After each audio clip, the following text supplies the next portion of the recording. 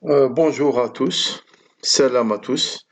Donc dans cette vidéo, on va corriger l'exercice 3 de la fiche de TD numéro 5.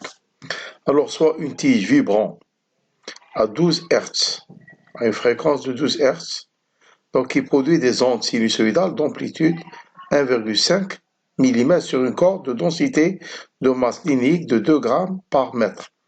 Si la tension de la corde est égale à 15 newtons, quelle est la puissance moyenne fournie par la source? Cette tige-là, donc elle va produire donc des ondes progressives sinusoïdales. Donc ça, on l'a déjà vu en cours, au chapitre numéro 5, donc sur les ondes progressives sinusoïdales. Donc elle va produire donc des ondes sinusoïdales progressives à cette fréquence-là. La question, c'est de déterminer la puissance moyenne fournie par la source. Et ça, on l'a déjà vu, on a déjà déterminé l'expression de cette puissance moyenne en cours. Donc, je vais juste vous la montrer ici. Donc, il faut consulter donc les vidéos du chapitre 5. Je vais juste aller en bas, donc pour vous montrer l'expression donc de cette puissance. Donc c'est la puissance moyenne qui a été déterminée. Donc c'est la puissance moyenne véhiculée par une onde sinusoïdale progressive. Donc c'est égal à P égale à 1 demi de mu oméga carré YM au carré V. Alors oméga, c'est la pulsation des ondes progressives qui se déplacent sur cette corde-là. Mu, c'est la densité linéaire de la corde. YM ici, c'est l'amplitude du déplacement vertical de chaque élément de la corde lors du passage donc de cette onde progressive sinusoïdale.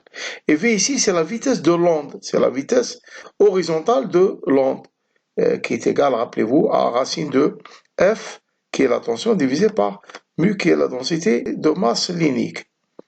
Donc voilà cette expression. Donc je vais directement revenir au TD, à la correction du T. Donc voilà, 1 demi, donc mu, on l'a, donc c'est égal à 2 grammes par mètre.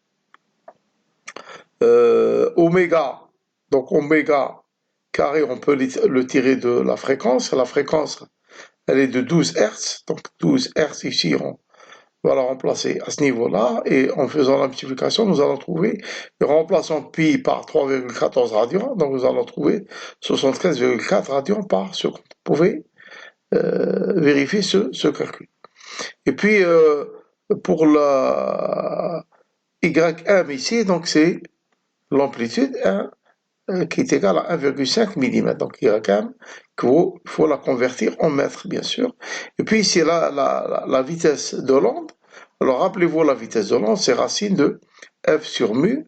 Donc F, c'est 15 newtons, c'est la tension de la corde, divisé par mu, qui est la densité linéique, et qui est convertie ici en kilogrammes par mètre. Donc elle est égale à 86,6 mètres. Donc, en faisant les calculs, tout en convertissant toutes les valeurs dans le système international, donc on est sûr qu'on va trouver ici des watts. Des watts, puisque cette puissance-là est petite, donc on va utiliser donc le milliwatt au lieu du watt, tel que 1 milliwatt égale à 10 puissance moins 3 watts. Voilà, donc pour ce qui est de la correction de cet exercice.